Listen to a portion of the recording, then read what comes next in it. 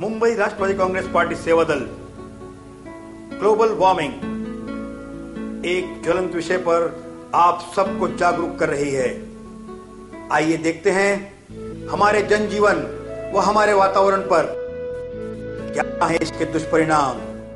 ऐसा लगता है हमारी पृथ्वी में जो बदलाव आ रहे हैं वह कोई नैसर्गिक कारणों से नहीं, ये बदलाव एक ऐसे जीव की हरकतों से आ रहे हैं जिसे हम मानव जाति कहते हैं।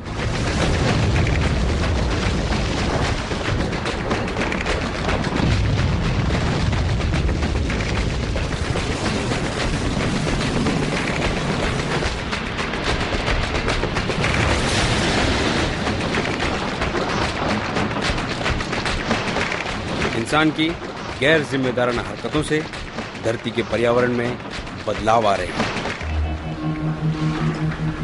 ग्लोबल वार्मिंग सुनते ही हमारे दिमाग में कई सवाल खड़े हो जाते हैं। क्या दक्षिणी अमेरिका में शहरों की बर्बादी को ग्रीनलैंड में भारी मात्रा में टूटकर बिखरते हुए हिमखंडों से जोड़ा जा सकता है?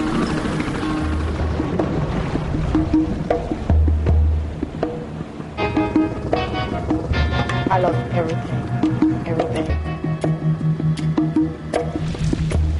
क्या अमेज़न घाटी में पड़ने वाले भयंकर सूखे जिसमें हजारों मछलियां मर गई, उसे ऑस्ट्रेलिया के जंगलों में लगने वाली भीषण आग से जोड़ा जा सकता है?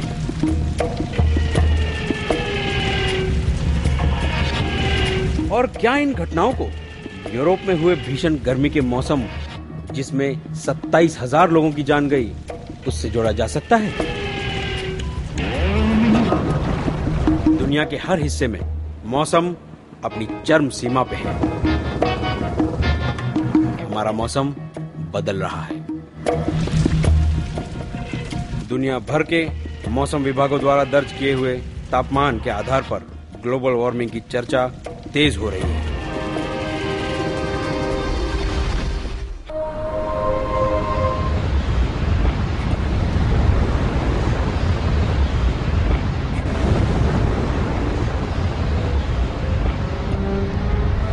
दक्षिणी ग्रीनलैंड में हिमखंडों का समुद्र में टूटकर बिखरना पिछले 10 सालों में दुगना हो चला है।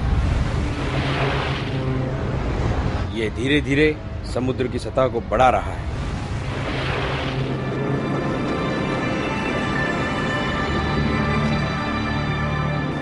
जैसे जैसे तापमान बढ़ता है वैसे वैसे समुद्र का भी तापमान बढ़ता है, जिससे महासागर में फैलाव आता है और इसके साथ हिमखंडों का पिघलना मतलब समुद्र की सतह का और बढ़ना। 26 जुलाई 2005 को मुंबई शहर में समुद्री लहरें अपनी चरम सीमा पर थी, जिसके परिणाम स्वरूप समुद्री तट के निकट रहने वालों के घरों में पानी घुस आया। मुंबई को पहली बार भयंकर बाढ़ का एहसास हुआ। गर्मी से परिवर्तित होते हुए समुद्र का मतलब सिर्फ बढ़ती हुई सतह नहीं, इसके और भी परिणाम हैं।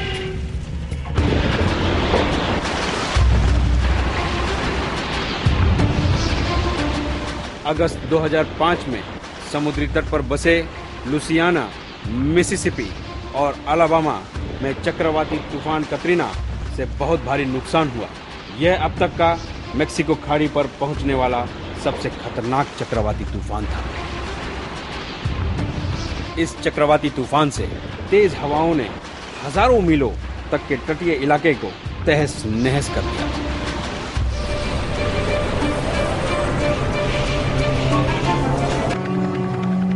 इस चक्रवाती तूफान के परिणाम से अमेरिका में ग्लोबल वार्मिंग पर चर्चा और भी रोचक हो गई। तो क्या है ये ग्लोबल वार्मिंग?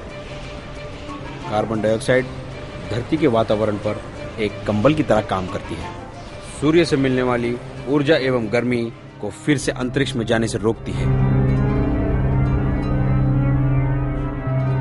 इसे कहते हैं ग्रीन हाउस परिणाम। और जब से धरती बनी है इसने धरती को ठंड से बर्फीला होने नहीं दिया है, वरना धरती का तापमान -19 डिग्री सेल्सियस से भी नीचे चला जाता।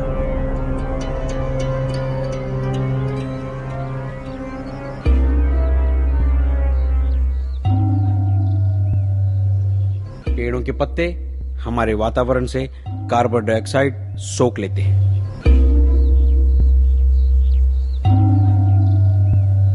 फिर वह कार्बन डाइऑक्साइड का विभाजन करके उसमें से निकलने वाले ऑक्सीजन को वातावरण में छोड़ देते हैं और बचा हुआ कार्बन उन्हीं पेड़ों में रह जाता है।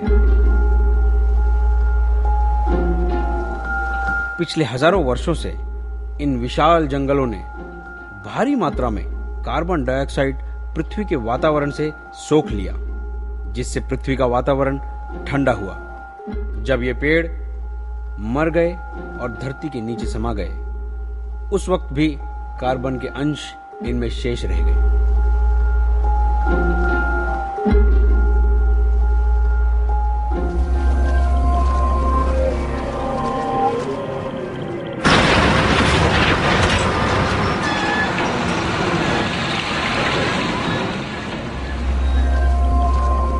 चीन स्थित यह कोयले की खदान, जो 500 मीटर से भी ज्यादा गहरी है,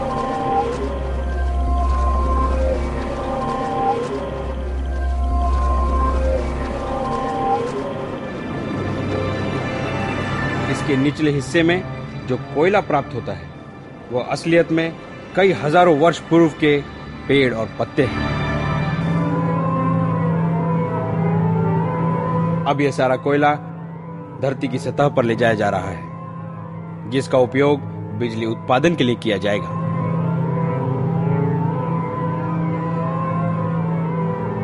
जब इन ईंधनों को जलाया जाता है, इसके अंदर स्थित कार्बन वातावरण में उपलब्ध ऑक्सीजन से संयुक्त होकर कार्बन डाइऑक्साइड में परिवर्तित होकर वातावरण में फैल जाता है। यह निकला हुआ कार्बन डाइऑक्साइड धरती के वातावरण में समानता से फैलता है, जिससे धरती के चारों ओर फैला हुआ कार्बन डाइऑक्साइड का कंबल और भी गहरा हो जाता है।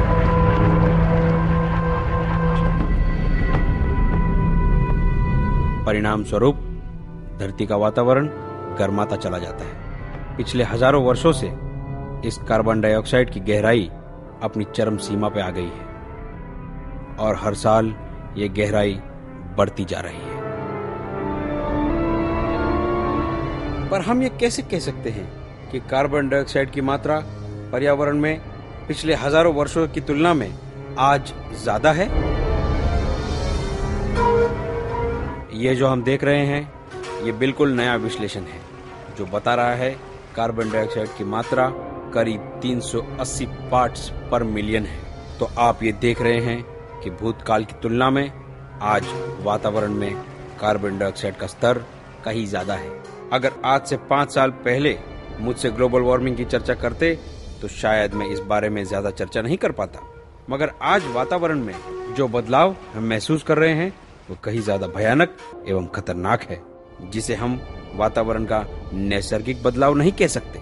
मानव जाति ने अपने गैर जिम्मेदाराना हरकतों से धरती के वातावरण को बदलना शुरू कर दिया है, जिसका परिणाम हम सभी आज देख रहे हैं।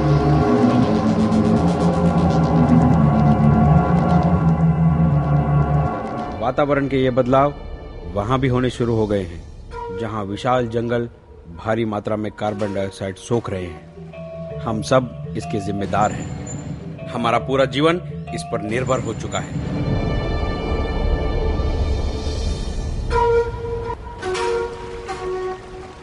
अमेरिका में हर रोज 40 करोड़ लीटर पेट्रोल इस्तेमाल किया जाता है, जिसका मतलब एक अमेरिका अकेला 240 करोड़ पाउंड कार्बन डाइऑक्साइड वातावरण में छोड़ता है।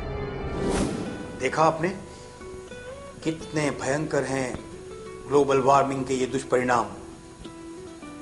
हम पृथ्वी से गर्मी को कैसे कम करें, कैसे अपने वातावरण को संतुलित रखें, ये हम सबका काम है। हम सबको योगदान देना होगा इसके लिए। प्लांट अ ट्री, हर इंसान को कम से कम एक पेड़ जरूर लगाना चाहिए। पेड़ जो है कार्बन डाइऑक्साइड सोख लेते हैं और हमारे पर्यावरण को साफ करते हैं। घर की खिड़कियां खुली रखनी चाहिए ताकि कमरे के भीतर की गर्मी बाहर जा सके और आपका कमरा ठंडा रहे। खिड़कियों के कांच हल्के काले व गर्मी प्रतिरोधक होने चाहिए। इससे आपकी 70% बिजली बच जाएगी। अपने विद्युत उपकरण जैसे कि टीवी, कंप्यूटर इत्यादि को स्टैंड बाई पे ना रखें, इन्हें मेन स्विच से बंद करें। इससे बिजली की काफी बचत होगी। वॉशिंग मशीन पूरी तरह भर जाने पर यानी कि फुल लोड पर ही चलाएं, इससे बिजली की काफी बचत होगी।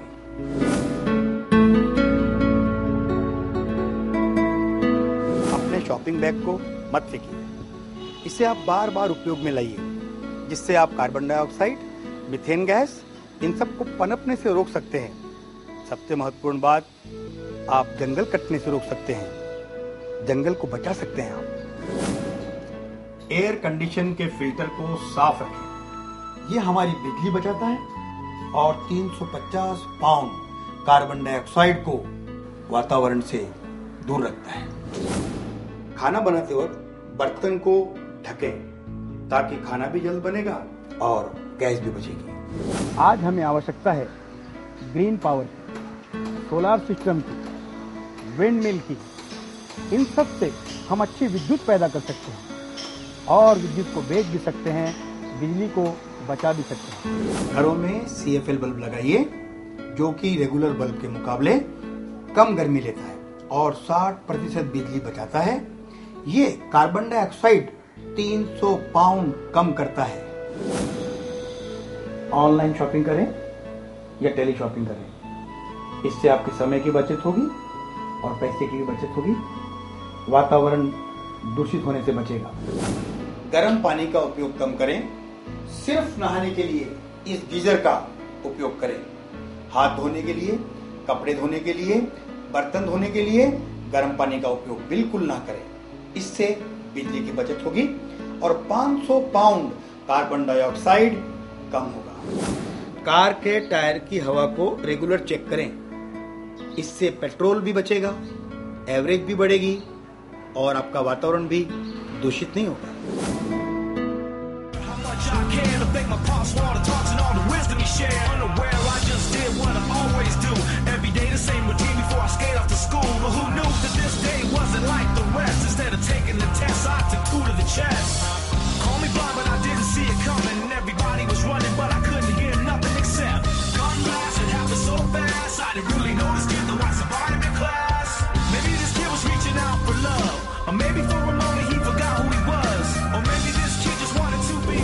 कार को प्रतिदिन ट्यूनिंग करें, इससे आपको एवरेज भी मिलेगी, आपका पेट्रोल भी बचेगा और करोड़ों पाउंड कार्बन डाइऑक्साइड आप वातावरण में आने से रोक सकते हैं।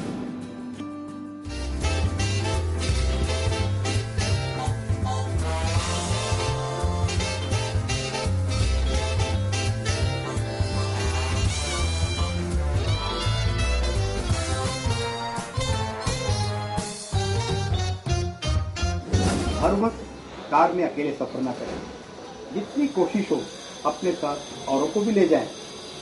प्लीज कार शेयर करें। मुंबई राष्ट्रवादी कांग्रेस पार्टी सेवा दल के ग्लोबल वार्मिंग के अभियान से जुड़िए, इसे सफल बनाइए। जय हिंद, जय महाराष्ट्र, जय राष्ट्रवादी, जय सेवा दल।